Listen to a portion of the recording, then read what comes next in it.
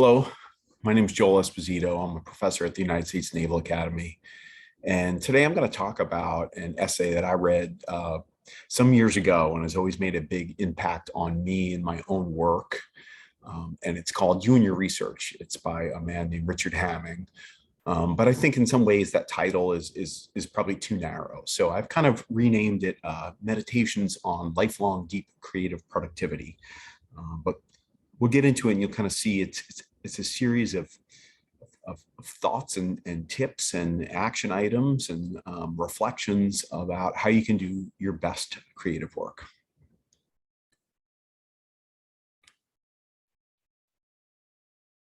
So first, a bit about Richard Hamming himself, just some background in case you don't know. He was a mathematician by training, but nowadays something more close to an electrical engineer or computer scientist, you might call him. And he was at Bell Labs for a good 30 years during the heyday of that organization. That was really the hub of innovation, at least on the East Coast of the United States. And he's probably most known for creating something called coding theory, which really is the enabling technology behind most modern communication systems. So pretty incredible. So incredible, in fact, he was awarded ACM's Turing Award, named after Alan Turing, popularized in the film The Imitation Game. And it's probably the closest thing to a Nobel Prize in computer science. Pretty big deal, right? What could be bigger than that? Well, one thing that could be bigger is if your own professional society, which is IEEE, creates an award in your name and issues to the recipient of it a gold medallion with your face etched on it. So obviously he had a big impact.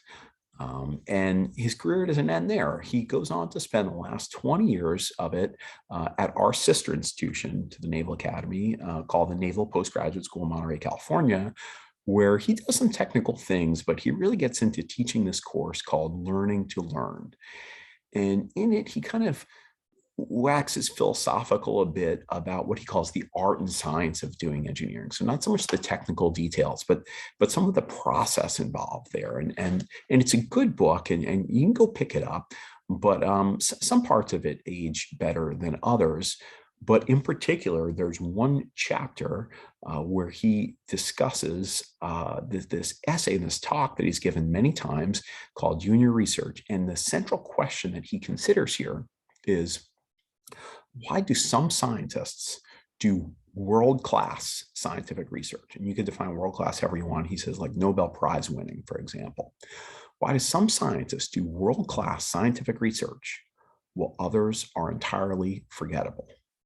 That's an interesting statement, right? So he's looking at what makes the greats great and why so many others are not just like second rate, but just forgettable, completely forgettable. So this is a question that he wrestles with over his long career. And part of the reason that, I choose to do a video like this or to talk about this topic is that even though this talk is available on the internet, you can go out there and you can watch it and you can read it. It kind of plays something like what I call the worst TikTok video ever, right? So what I mean by that, well, if the video would play here, what you'd see is it's kind of slow moving in this day and age of things that are overproduced, whittled down to a small sound bite. It's nothing like that, right? It's kind of slow moving, but there's still plenty of wisdom in there. A couple disclaimers before we get started. So the first one is that even though it's called You and Your Research, that one of the reasons why I changed the title is because I feel that this advice applies to any creative endeavor. It could be drawing, painting, composing music, writing books, fiction or nonfiction. As long as your work requires some deep, focused time where you have to wrestle with your own ideas, where you have to make creative connections, then I think the advice here is applicable, right? Whatever your field is there, but certainly any field of scholarship, even outside of sciences and engineering, this advice will apply to. The second disclaimer is that this is a study of the greats, the people who are known throughout history for their contributions to their field. That doesn't mean that those people are always known or great at other things. It doesn't mean they had an excellent work-life balance, for example, right?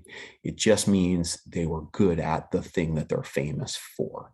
And it's very interesting to observe these people, may or may not be for you. Your mental health is important. It's make sure that you take care of yourself. This also may not be great advice for people who are want a safe road to tenure, right? There's some risks involved in doing these things. But with that said, let's turn towards the meat of the talk. So the way that I phrase this workshop or structure this workshop is as a series of questions that I'm going to ask you to reflect on. Then I'll talk a bit about some lessons from his essay and my own thoughts on it.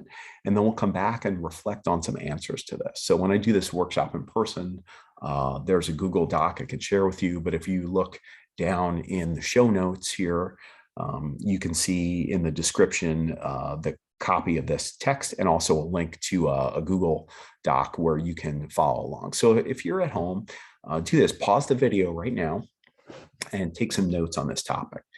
Question: is one of your career goals to produce truly memorable, world-class work, however you define your work?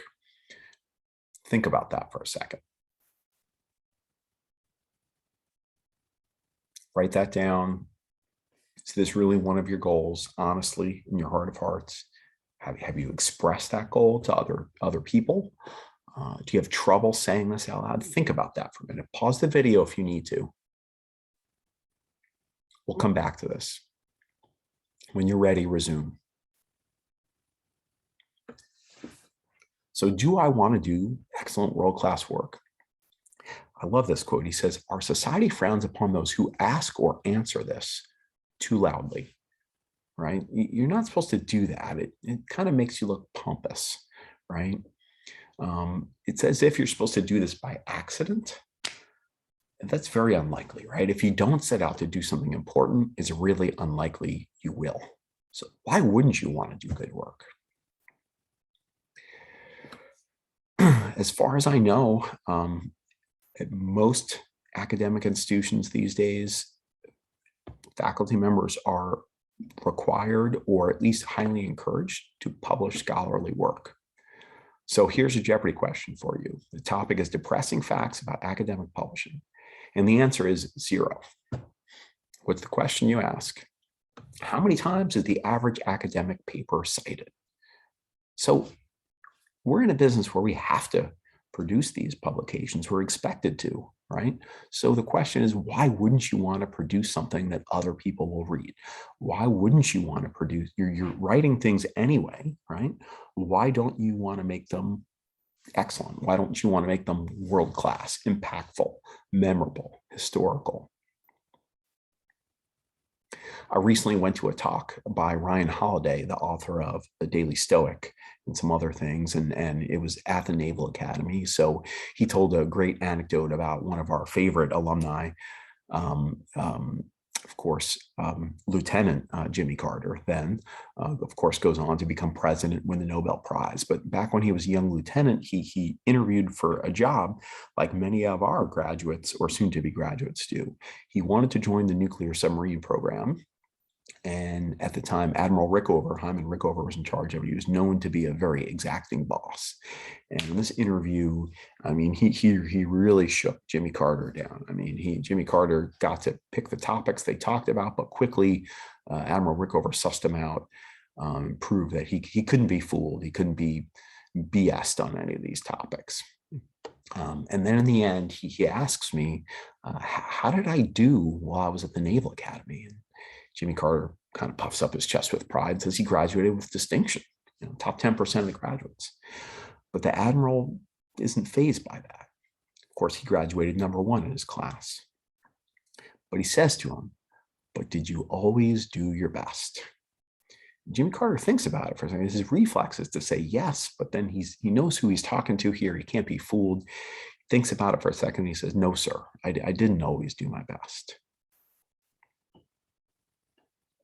And then the Admiral stares at him for a long time and just ends the interview by turning around and just saying, not even asking, but just saying, why not?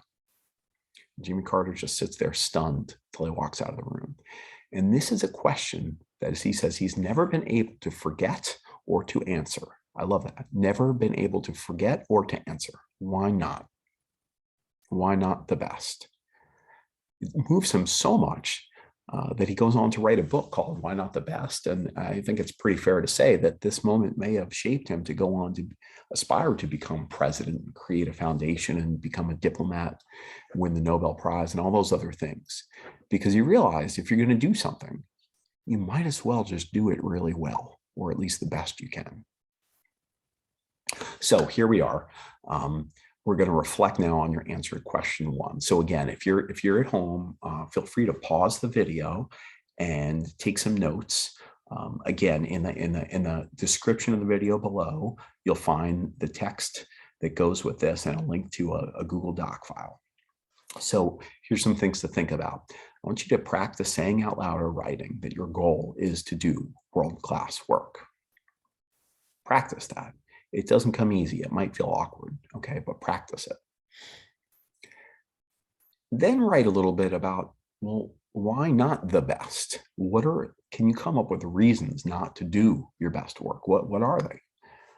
You have to do the work anyway, so why not do it the best you can?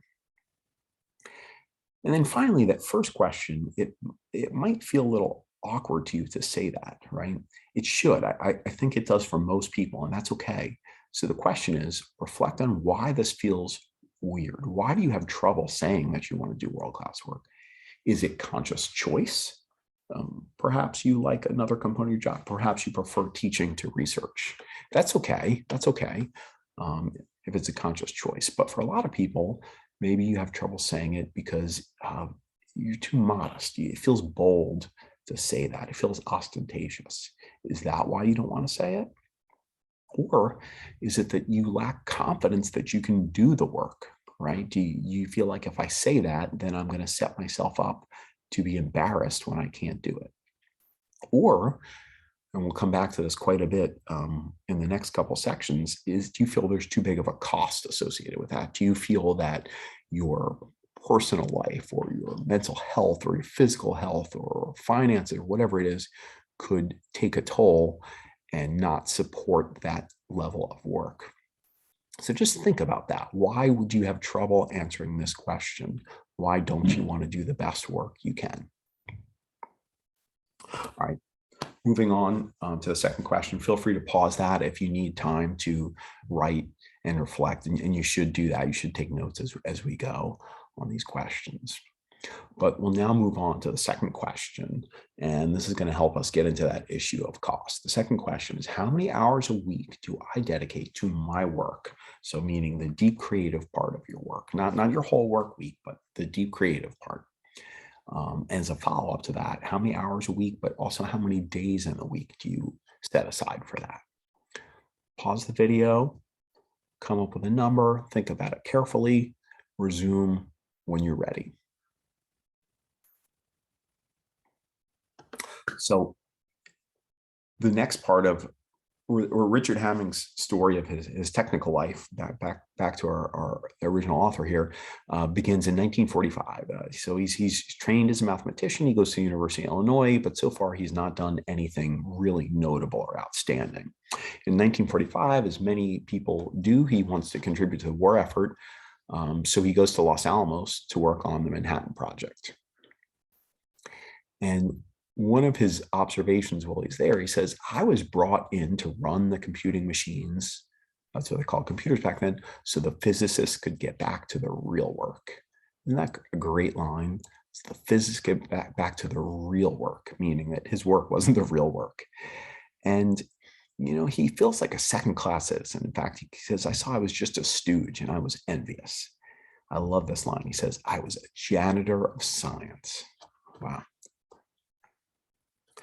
So while he's there, he's got this great opportunity to people watch. He says, I saw Feynman up close. I saw Fermi and Teller and Oppenheimer, and I wanted to know why they were so different from me.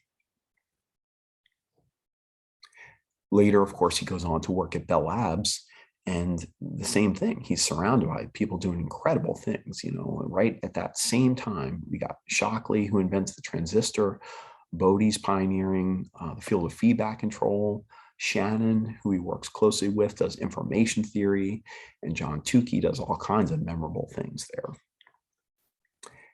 And based on his study of all these great people he's worked with over the years, what he concludes that it's not just brains, meaning that you have to be smart enough, but it's not, the award doesn't go to the smartest. There's any number of people who got a 1600 on their SATs or graduated first in their class, and they don't do memorable scientific work. And plenty of those people on the previous slide didn't have those kind of academic qualifications, and they did. He also says it's not just luck. That is, there's an element of luck, but it's much more than that. You have to be ready when those situations arise. What he really concludes is that it's hard work. So let's examine that a little bit more. I think we've all heard this line by Edison. Maybe less common is the quote by Isaac Newton: "If others would think as hard as I did, then they would get similar results." Right? This whole fairy tale we tell to children where this apple falls on Newton and he invents physics is it's just a crock, to be honest with you. The guy dedicated his entire life, almost every waking moment, to the development of calculus and physics. And on the matter of luck, Hamming really likes the Pasteur quote, which is that chance favors the prepared mind, right? To say that, there is an element of luck, but when that moment strikes, when that opportunity arises, you have to be prepared to run with it. Some people change this quote to say, the harder I work, the luckier I get. So this moment really hits home to him while he's at Bell Labs, and he realizes that his supervisor, that John Tukey's the same age as he is. And he goes to his supervisor, who's also like the common supervisor of John Tukey, and he says, "How could someone my age know so much more than me?" And the supervisor kind of dismisses him and says, "Well, look, if you worked as hard as John, you'd know a lot of things too." And he's kind of taken aback, like, "Yeah, I guess you're right. What can I say?" But here's what I want you to know, because a lot of this sounds like a push to just work more, to be a workaholic. But there's something really subtle and important in this essay that comes out that I want you to take note of. He says in it that hard work is like compound interest, right? If you're familiar, compound interest, just a little higher interest rate, it adds up to a huge difference over a long period of time, right? So he kind of uses the rule of 72 because he's a technical guy, and he works it out, and he realizes that if you work 5% more a week over a career, you can achieve twice as much. Just 5% more.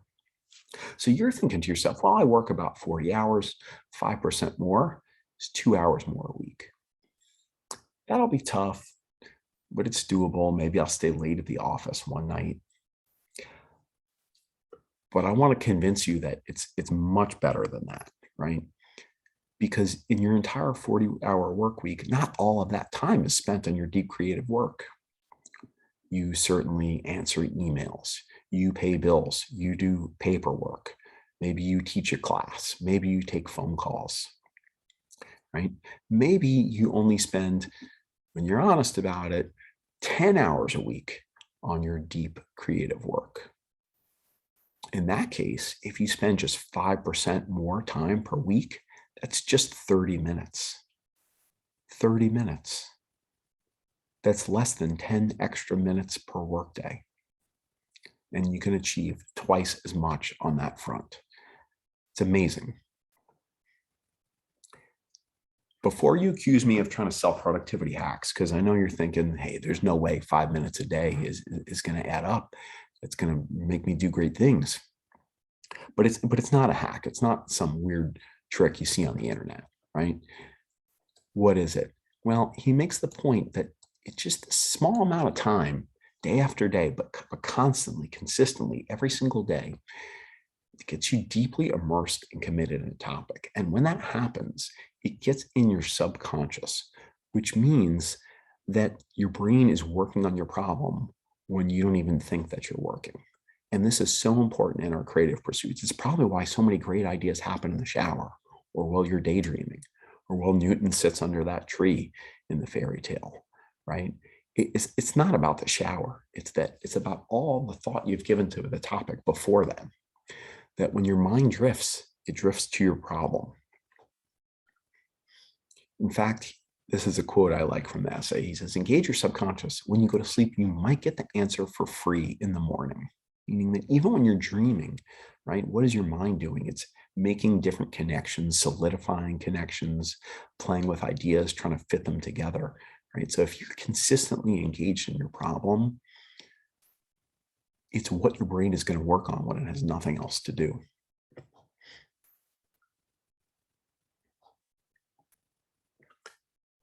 I want to go a step further and say that this extra 15 or whatever minutes a day, it doesn't even have to be formally in the office, right? It doesn't have to be extra time at the office. There's a great interview with Feynman where they ask him, hey, is all you guys did at Los Alamos just work all the time? He said, no, of course not. We went hiking. There's beautiful mountains around there. It was wonderful. Of course, when they interview Hamming about it, he says, well, they went hiking, but guess who went on the hikes? It was a whole bunch of physicists. And guess what they talked about the whole time? Physics, right? But that's fine. Like they were outside, they got exercise, they got out of the office, they appreciated the beauty of nature. Like it wasn't that they're suffering in doing this. It's just that, well, they're so engrossed in their problem that they just keep coming back to it. They keep coming back to it, right? So think about these things a little bit. Pause the video if you need to reflect here and take some notes. So the first question is, how many hours do you really work on your deep creative pursuits? And be totally honest. Is your answer really an average, or is it aspirational or a best case scenario? Remember, if you only work 10 hours on your problem in a good week, that means you're not going to average that, right? You're going to have some weeks where you're on vacation. You're going to have some weeks where other things get in the way.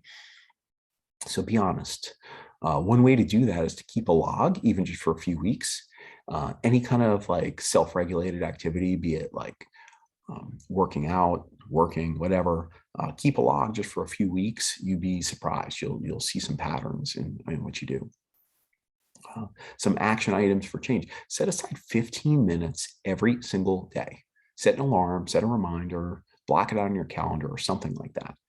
That's going to add up to 20% more time. That's going to pay incredible dividends, like according to his 5% return on investment.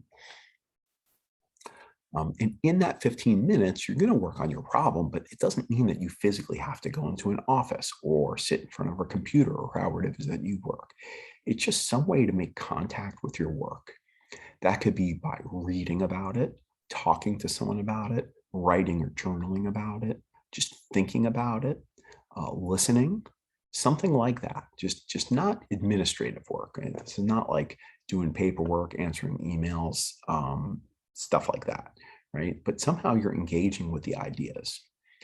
This could be something like, for example, you're on a commute or you're exercising.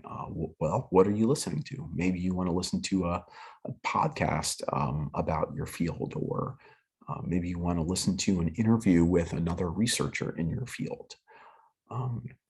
Maybe you want to do something social like the hike. Well, maybe you can talk shop with some other people that you enjoy working with. Maybe it's your drive home and you just turn off the radio and you just kind of think and meditate on your problem a bit as you sit in traffic. All these things are ways that it does not have to come out of your family life. It doesn't have to come out of your personal life, but it's really going to pay dividends.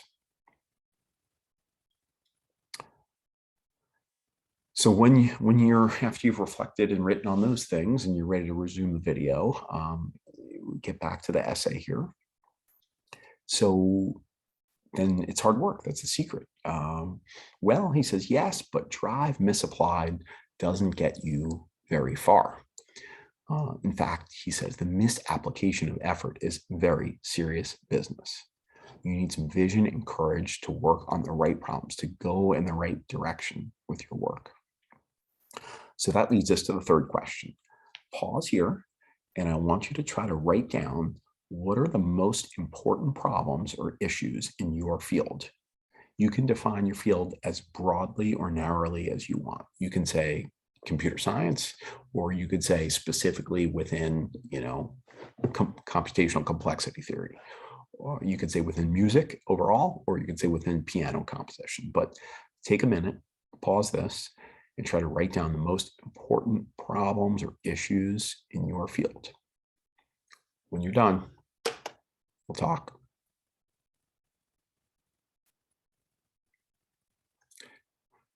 In his essay, he says the average scientist works on unimportant problems. Wow, that's harsh. Why is that? I'm not sure. I mean, one thing he notes is that it takes courage to work on the important things. Perhaps that's why. I don't know. He says, even if you think it's a matter of luck, like getting struck by lightning, well, then go stand on a mountaintop. Don't hide in a valley. Be like the Texas man who got struck by lightning twice in the same day, the human lightning rod. I should aspire to ever be introduced that way. For example, he talks about a couple things he did to think about what the important problems were in his field. He set aside every Friday afternoon just to think about what he called great thoughts. But these were like deep things, like what's the future of computer science? How are computers going to be used in the future? How are they going to change the nature of the workforce, right? And by dedicating Friday afternoon to this was basically 10% of his week then. And he has got a couple good reasons why he thinks Friday is a good time for it. Less likely to be interrupted, maybe less likely to have a pressing emergency like you would on a Monday. But it's an interesting way, but find some way to do something like that. He likes to talk a lot about the dynamics of the lunch groups at Bell Labs. It sounds pretty interesting. And by the way, the cafeteria at Bell Labs has now been turned into kind of a hipster food hall here, seen in this picture. But he talks about how he used to eat lunch with the physicists, and over time, some people won prizes, some people got promoted, and before you know it, there weren't many interesting people left at the physics table. So he was to find a new group to have lunch with. So he says, I'll go and have lunch with the chemists. I'll learn what they're working on, how I can apply computing to that area. So he says to them, what are the most important problems in chemistry? They kind of look at each other and they have a hard time answering, and they kind of cobble together one or two answers. Unimpressed, he says to them, well, okay, you're working on them, right? And they're like, no, we're working on some different thing, not really on that. And he's appalled. He's like, why not? You're at Bell Labs, you're at the most important research facility. You have all these resources. Why aren't you working on the most important things? Then of course, he says after that, he wasn't welcome anymore to go to eat with the engineers, which I guess he viewed that as a step down, right? But it brought up an interesting point to him that there's just so many people, even at a quality place like that, they just don't have a vision for why they're doing what they do. A very obvious thing he points out is that if you don't work on important problems, it's very unlikely you will do important work. I have to agree. Another bit he talks about, and perhaps relates to the lunchtime conversation, is those people who work with the door open versus closed. And maybe you don't even have an office door, but his point is, you might be able to close your door, lock yourself away. Maybe it's work from home, whatever it is, and you'll be much more productive now because you won't have these interruptions, but you won't have those kind of interactions or collaborations or conversations that you might have if you work with the door open. And in 10 years, you might have gotten more done, but you don't know the newer important problems to work on. You don't have those big breakthrough moments. So time for our reflection. Again, you can pause the video here and make some notes. So this one you should think about for a bit. So first thing is, go now make a list of the 5 most important problems in your field. Again, you can define your field as broadly or narrowly as you like.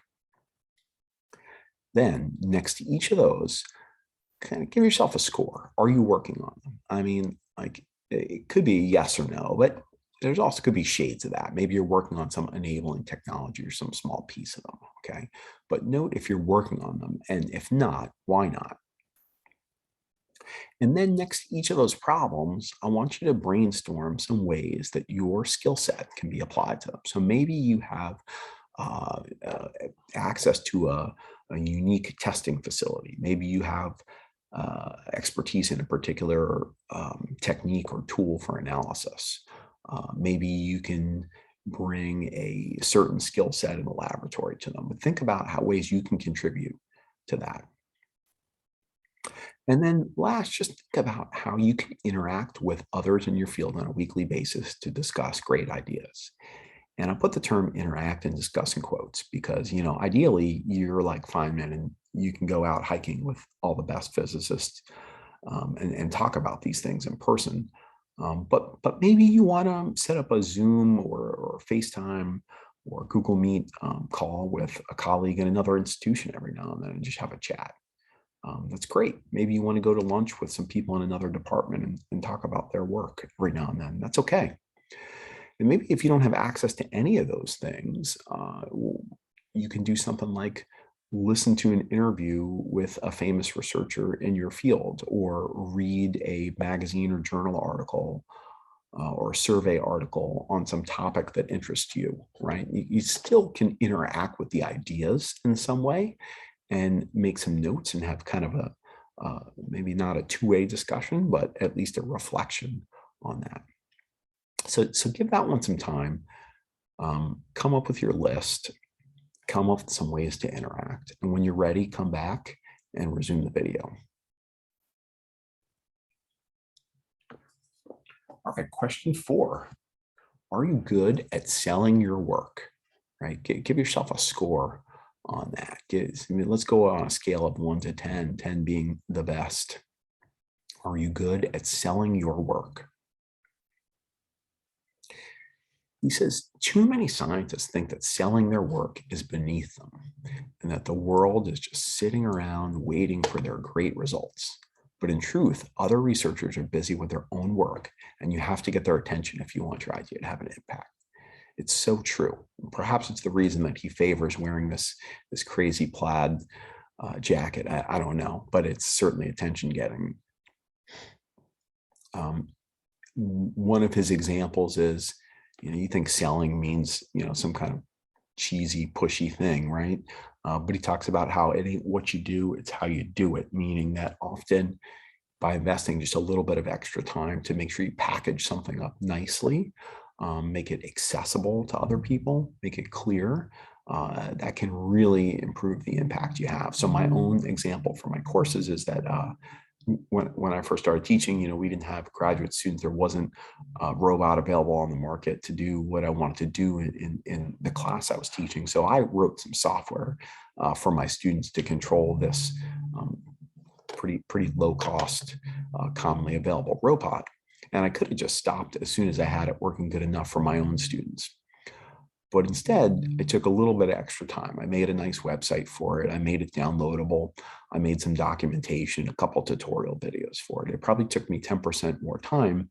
But because of that, so often I'll go to a conference and people don't want to talk about what I'm presenting in the conference. They want to talk to me about how they use this in their classroom. So something like that could be small, but just put it out there so that other people can use it. I like the example. I love this this companion biography written by Constance Reed about two of the best mathematicians, or most well-known mathematicians of the 20th century, Hilbert and Courant. Both of them, for all their genius and for all their deep work, they're most famous not for their original work, but for some of their expository work. So David Hilbert puts forth like 20 challenge problems for mathematicians in the next century. He's probably more famous for that than any other work that he did. Richard Courant writes this little book called What is Mathematics? It's designed for elementary school kids, and this thing takes off. I mean, it's a bestseller. So often it's that kind of work you'll be known for. So do it well. Just bring clarity to the communication, bring organization to it, make it accessible, widely available. So time for reflection. Pause here if you need to. Question is, what is your plan to publicize your work? Hoping that someone runs across it in a citation database is not a plan. That does not count as a plan. So make a plan to publicize your work. 2, do you have a website? If you don't have a website, just stop this video, go make a website right now. If you do have a website, what's on it? It doesn't have to look flashy, but it has to have some real content. If it's just a stock website provided by your institution that has your picture from 10 years ago and your phone number and your office number, that doesn't count. It should be a place where people could read about projects you're currently working on, download your publications, and so forth. Another thing you could do is practice your elevator pitch. This is just like simple cocktail party style conversation, 1 or 2 minute summary of what it is you do. Make it compelling. You're going to use it often. Practice it. And then just brainstorm how you can get more exposure for your work. There's so many options in the current environment, especially with social media. There's academics doing great things on YouTube, doing great things on academic Twitter. There are opportunities. I mean, there's even people making TikTok videos about academic topics.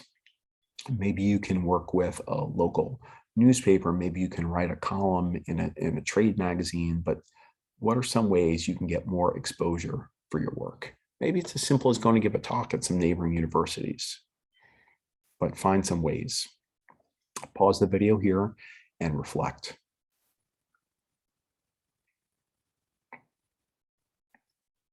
Question number 5. Again, jot down some perceived obstacles that hold you back from doing great work. Things that you think hold you back from doing great work. Think about that for a minute.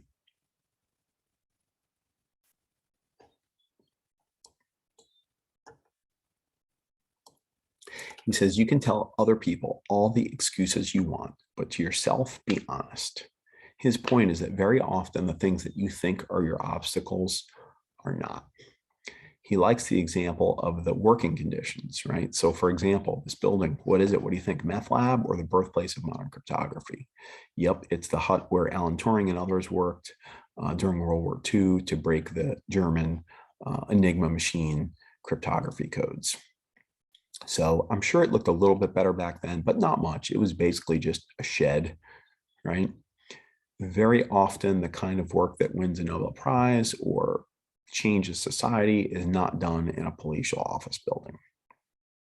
Here's another example. This is the suburban home now getting renovated a bit, but this is where Steve Wozniak and Steve Jobs allegedly started Apple in the garage. And there's some debate about how true that anecdote is, but again, great things are rarely happening in a palatial office building. He gives this example where he likes to talk about how he took a challenge and turned around and made it into an opportunity. So he says to himself, Bell Labs was never going to give me the proverbial acre of programmers. He just couldn't get the resources that he would like to have had. And he knew he could get that if he went, took a job at the aircraft companies, but that wasn't as interesting to him. He really wanted to stay at Bell Labs because they had great people. So he said to himself, well, come on, Richard, if you think computers are so smart, why can't you make them program themselves? Why do you need all these people? And that question kind of spurred him to go on and work on compilers and high-level programming language and all the kind of things that we use in modern software engineering and integrated development.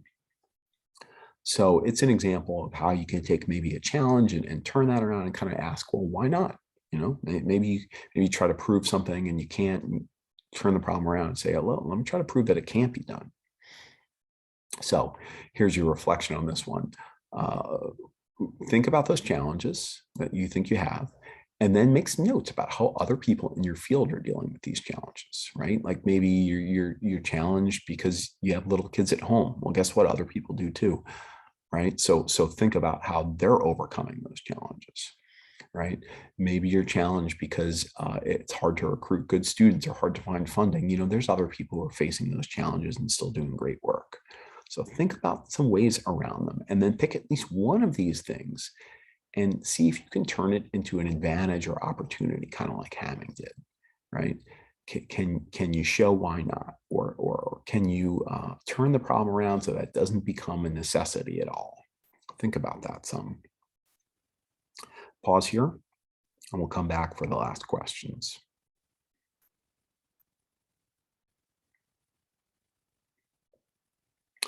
So the last question was about what you perceive to be obstacles. This question is more about things that perhaps you never considered are an obstacle. So what personality traits or quirks or social habits do you have that may be holding you back that you never really thought about before, but probably hold you back? So look to yourself, hold the mirror up here. Don't think about your lab conditions or funding or anything like that. Think about your own behaviors and attitudes. What is holding you back? Consider that for a moment. Take some notes.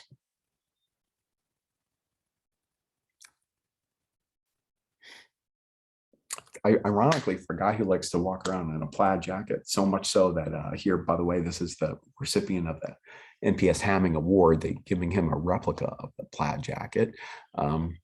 But he kind of talks about as a younger man, how when he moved from the West Coast and he came over to Bell Labs, he realized that he didn't fit in. He's still dressing like a cowboy. And he says, was I going to assert my ego and dress how I wanted and let it drain effort from my professional life, right? So like, sure, you can be unique if you want. I'm not telling you not to, but just realize that it may come at a cost. It may detract from the efforts you're putting in otherwise. You may become more known for that than for your work. It's a great quote here. He says, I didn't say you had to conform, but the appearance of conformity will go a long way. Just know the right things to do in the right situation. You want the focus to be on your work and your contributions, not on some other quirk like having some unique style of dress. So take a moment, reflect, pick at least 2 issues from this list that you think detract from your effectiveness and reflect on them. So we already talked about attire. Maybe pet causes might be another one. Maybe you really care, for example, about animal rights. That's an important cause, right? But do you let it detract from, are you more known for talking about that than you are for known for your scientific work? Maybe you're very introverted and therefore you do like to work with the door closed. And maybe you are hesitant to give talks because of that. Could be holding you back.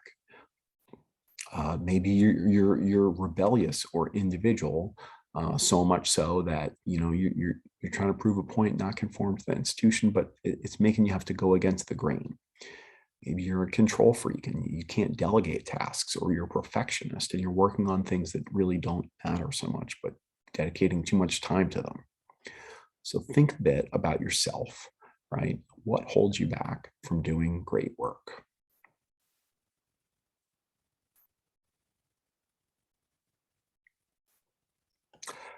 And the last question is, do you work the system? And you should. Sometimes that sounds like a bad thing, but as someone who's trying to do great work, you should work the system. Here we are at the Naval Academy. The military is, as far as I know, probably the largest company in the world. And he says, if you learn to work with the system, you can go as far as the system will support you, which is much further than you can go on your own, right? It goes back to that appearance of conformity, right? There's annoying things about the system. There's bureaucracy, there's paperwork, and so on. But there's much bigger resources available to you if you can learn to make this work for you. I like this quote. Very few of you have the ability to both reform the system and become a first-class scientist. It's very tempting, especially in the middle of our academic careers, to get in some pet issue. Maybe you want to reform some piece of bureaucracy at your institution. Maybe you want to change something about the admissions process or purchasing process or whatever it is. And that's fine if you want to do that. But just realize it's very unlikely for you to do that and at the same time do first-class scientific work, right? There's only so many hours you have in a day. And more importantly, there's so much emotional energy you have. So it's very often a choice between the two and not both. So think about that. Do you really want to become a first-class scientist, or do you want to reform the system? You probably can't have both. So to reflect on this last question, I'll say what features, I'll say of your institution, can you exploit more? I'm at the United States Naval Academy, so I'll give you some of my own examples. We have a close proximity to Washington, D.C. That makes it very easy for me if I want to go meet with perhaps a funding agency, someone in a national laboratory, some kind of business that thrives in that region. So I should use that to my advantage, right? I shouldn't just sit in my attic, study at home, when I could leverage that proximity. Maybe you're at a place where you don't have great graduate students, but you have excellent undergraduates, or undergraduates come from a certain group or region, or they care about a certain topic. We'll leverage that, steer your work in that direction to take advantage of that. Is the reputation of your institution something that will garner you goodwill? So in my case, it's a military institution. Not everyone likes that, but there are a good number of people, alumni and politicians and so forth, that do want to support that. And very often, if showcased in the right way, then we can get a lot of support from that. And every place has its own. These are unique to mine, but whether you're at a large or small institution, no matter where you are, there's something unique about it that I think you can turn to your advantage. So that's the end of the talk. I'd encourage you to not just reflect on those topics mentally, but actually take some notes on it. I think that's very powerful. Again, in the show description there, you'll see these questions repeated, and you'll also see a link to a Google document. I encourage you to reach out to me if you want to talk about any of these issues. Go check out Richard Hamming's You and Your Research video and the essay online. Go read it for yourself. It's worth your time. And as he would say, go forth and do great work. Thank you.